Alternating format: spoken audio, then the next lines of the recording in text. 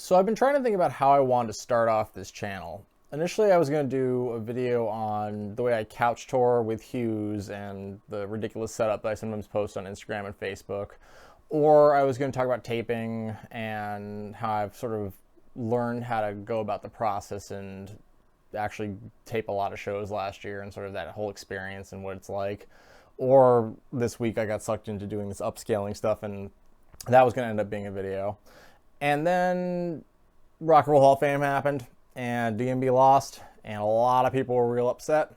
And a large amount of people were also not really that surprised by it. And there's a specific reason why that is, and it's also the reason why we were able to get them to 1 million votes and why they sell out show after show after show and are able to play these legendary venues like Central Park and Rock in Rio and the Olympics. And it's because the fan base is really unapproachable and sort of insular, and there's so much history and buildup that goes with it that's connected with the band as well. And because of that, it doesn't translate externally very well.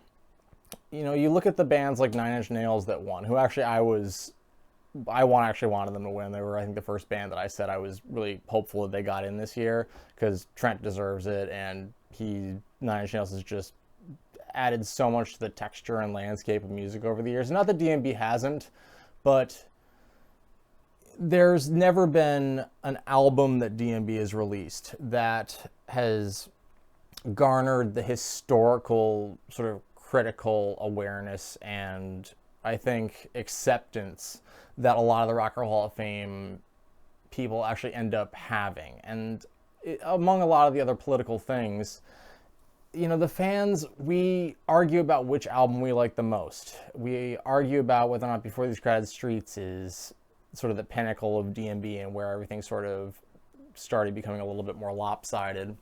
And then the newer fans have a lot of affection for things like Stand Up, which I will never understand for the life of me why people like that album. But, you know, every day's grown on me over the years, something.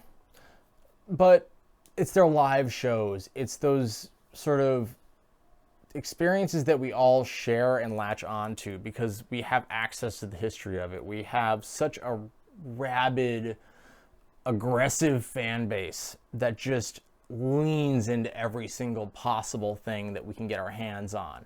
Somebody can legitimately stream something off of a crappy cell phone in 2002.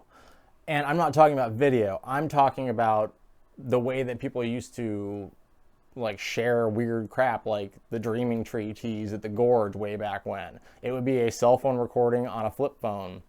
And very few other bands have the fan base that is so interconnected and so sort of aggressively interested in every single aspect of the history of the band that they're able to get that, and they're able to share that, and they're able to archive that and store that and have that on things like DMB Almanac, where we can then go look at the exact timing of that. And that's discounting completely the fact that I have probably 1.2 terabytes worth of just concerts in lossless formats that I've collected over the decades. And I know there are so many more that are exactly like that, and anybody can go and just do that. And almost no other bands, with the exception of bands like Fish or The Dead or maybe a couple of others that I'm sure I'm going to get told in the comments about. But it doesn't mean that to the Rock and Roll Hall of Fame group and the widespread audience as a whole that they care and that they're ever going to care. You know, we get those bursts of everybody loving DMB or everybody recognizing DMB or the second Renaissance or they did this or something happened or drama like the Boyd situation. But it doesn't last. They're just not that kind of an act. And I think that someday they'll probably get in there, but it's going to require a lot more than just the fans reminding everybody 500 times a day to vote every day and vote with different accounts, because the fans are part of the reason why new people don't always want to get into DMB. I take a lot of new people to shows every year, and a fair amount of them don't have a great time. And granted, I'm probably not a great person to go to a show with. I'm a taper. I'm busy. I tend to have my head either in one screen or another. I also have seen a really large amount of shows and tend to call songs and point out things, and I'm pretty nitpicky, but it's part of my passion. It's part of why I love this band, because they're my sports team. They're the connective tissue that I have a fan base with, I have a fandom with, that I can be obsessive with, and that I can focus on and I can experience with people. But for everybody else, I don't know. It's weird, and it's always been weird. And I think that the sheer aspect of social media and our ability to kind of come together and sort of share and get really connected together, even especially now where you can just, Instagram can just be your entire thing, can just be DMB. But I don't know, it just doesn't translate. That doesn't exist in the rest of the world, and that's why things like the Rock and Roll Hall of Fame and sort of the same kind of critical and cultural acclaim that we think that they should have based on the history that we know that they've done is not necessarily going to happen right now. And I don't think it's a bad thing.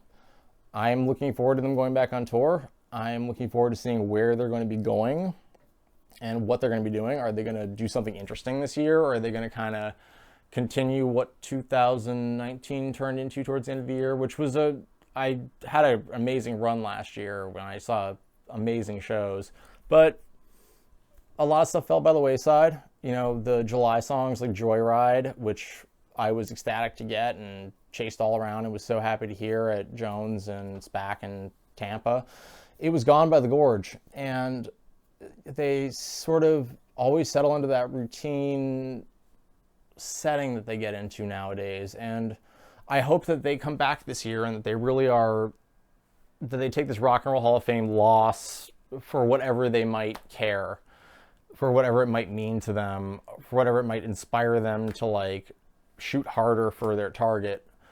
I want this tour to be great, and I really hope that it is, and I can't wait to see everybody on the road this year.